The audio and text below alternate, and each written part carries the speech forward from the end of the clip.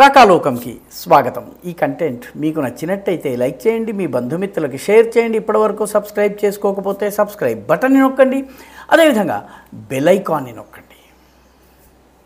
మిత్రులారా, యోగి ఆదిత్యనాథ్ ఉత్తరప్రదేశ్ ముఖ్యమంత్రిగా ఒక విప్లవాత్మకమైనటువంటి పని చేశారు. అదేంటంటే, అల్లర్లకు పాల్పడ్డ వాళ్ళు, మత ఘర్షణలకు పాల్పడ్డటువంటి వాళ్ళు, మతం పేరిట విషాన్ని వెదజల్లడానికి ప్రయత్నించిన వాళ్ళ కట్టడాలు, అక్రమ కట్టడాలైనా ప్రభుత్వ భూములపైన కట్టినా కూడాను వాటిని బుల్డోజర్లతో కుప్పకూల్చేస్తున్నారు. కుప్పకూల్చడమే కాదు, వాళ్ళ మీద కేసులు నమోదు చేస్తున్నారు. వాళ్ళు జైలులో కటకటాలు లెక్కించేలాగా చేస్తున్నారు. ఎక్కడెక్కడ అల్లర్లు జరిగినాయో అక్కడక్కడ బుల్డోజర్ యాక్షన్ జరిగింది. ఇప్పుడు ఈ బుల్డోజర్ యాక్షన్ని రాజస్థాన్లో కావచ్చు, మధ్యప్రదేశ్లో కావచ్చు, మిగతా ప్రాంతాల్లో కూడా ఇంప్లిమెంట్ చేస్తున్నారు. బుల్డోజర్లని ఉపయోగించి దేశద్రోహ శక్తులు కానీ, మత విద్వేషాన్ని వెదజల్లేటటువంటి మతతత్వ శక్తులను, వాళ్ళ అక్రమ కట్టడాల్ని కూల్చేస్తున్నారు. 170% మంది కట్టడాలు అక్రమ కట్టడాలేనని అధ్యయనాల్లో తేలుతోంది. పైగా మత కల్లోలాల్లో వీళ్ళు చేసినటువంటి అల్లరి వల్ల జరిగిన విధ్వంసపు ఖర్చులు వీళ్ళ దగ్గర నుంచే వసూలు చేస్తున్నారు. సో ఇప్పుడు సంభల్లో పనిచేసినటువంటి బుల్డోజర్లను ఏకంగా నాగపూర్కి తీసుకొస్తున్నారు. మహారాష్ట్రలోని ప్రధానమైనటువంటి నగరము, రెండవ రాజధాని, సంవత్సరంలో ఒకసారి అసెంబ్లీ సెషన్ జరిగేటటువంటి విదర్భ ప్రాంతపు ప్రధాన నగరమైన నాగపూర్లో మార్చి 17వ తారీఖున మత ఘర్షణలు జరిగినాయి. నిజానికి వాటిని మత ఘర్షణలు అనకూడదు. ఒక వర్గము మరొక వర్గం పైన నిరపరాధులుగా ఏమీ చేయకుండా అమాయకంగా తమ పనులు చేస్తున్న వాళ్ళ మీద ఇష్టారాజ్యం చేసింది, దాడులు చేసింది. ప్రత్యేకంగా బళ్ళ మీద ఏ దేవుడి బొమ్మ ఉంది, ఏ దేవుడి స్టిక్కర్ ఉందో చూసి వాటిని ధ్వంసం చేశారు. ఇళ్ల ముందు తులసి మొక్కలు ఉన్నట్లయితే ఆ ఇళ్ల మీద దాడి చేసి ఎవరు దొరక్కపోతే ఆ తులసి కోట ఏదైతుందో దాన్ని ధ్వంసం చేసి వెళ్ళడం, ఇటువంటి పనులు చేశారు నాగపూర్లో మార్చి 17వ తారీఖున.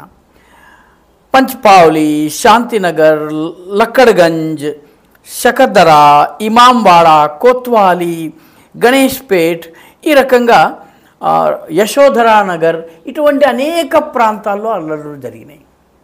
ఇప్పుడు నెమ్మదిగా ఒక్కో ప్రాంతం నుంచి కర్ఫ్యూ తీసేస్తున్నారు. అయితే దేవేంద్ర ఫడ్నవీస్ యోగి ఆదిత్యనాథ్ నుంచి పాఠం నేర్చుకున్నారు. సంభల్లో యాక్షన్ చేసినటువంటి బుల్డోజర్లు ఇప్పుడు నాగపూర్కి వచ్చాయా?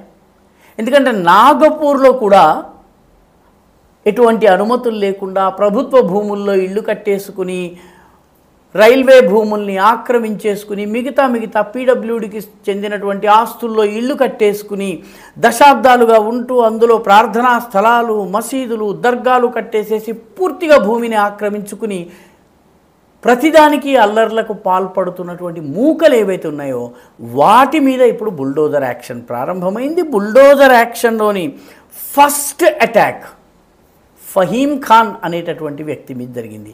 ఎవరి ఫహీం ఖాన్? ఈ Faheem Khan minority democratic party అనే ఊరు పేరు లేనటువంటి ఒక పార్టీకి నాగపూర్ సిటీ ప్రెసిడెంట్. ఈ మహానుభావుడు గత లోకసభ ఎన్నికల్లో నితిన్ గడ్కరీ మీద పోటీ చేశారు, ఓడిపోయారు. 6 లక్షల ఓట్ల తేడాతో ఓడిపోయాడు.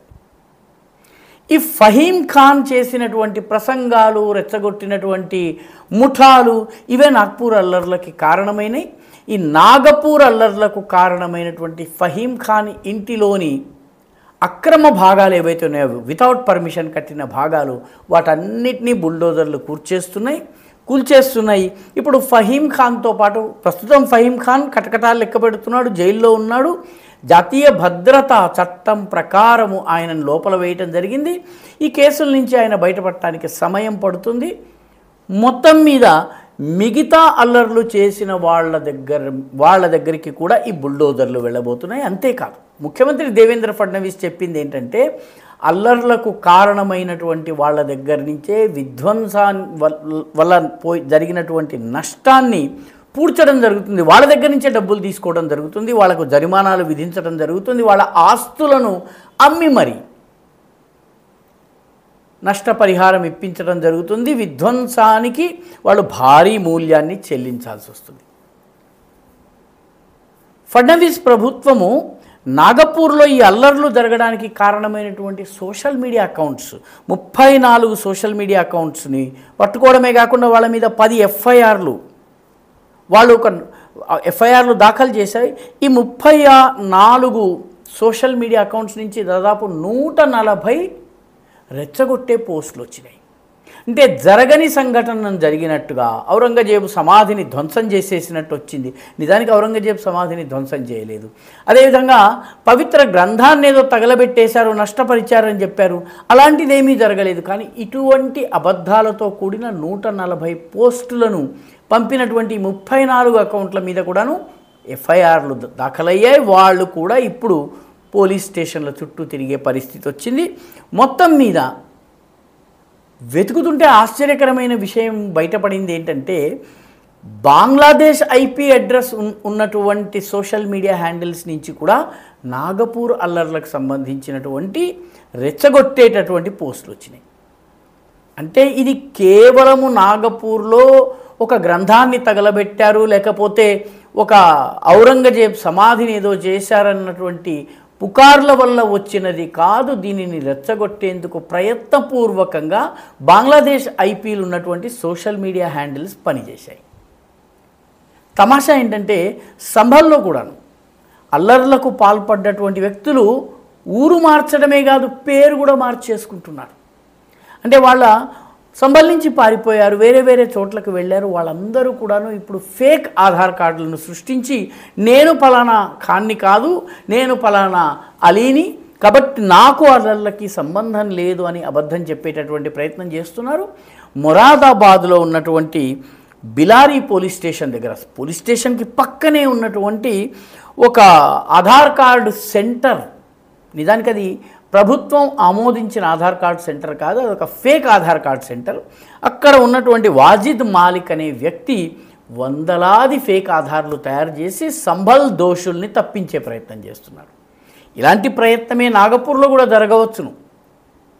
పోలీస్ స్టేషన్ పక్కన ఫేక్ ఆధార్ సెంటర్ని పెట్టి ఈ రకమైన పనులు చేయటము, సంభల్లో కేసుల్ని తప్పించుకునేందుకు, నష్టపరిహారం ఇవ్వడాన్ని తప్పించుకునేందుకు ప్రయత్నాలు జరుగుతున్నట్టే రేపు నాగపూర్లో కూడా జరగవచ్చు.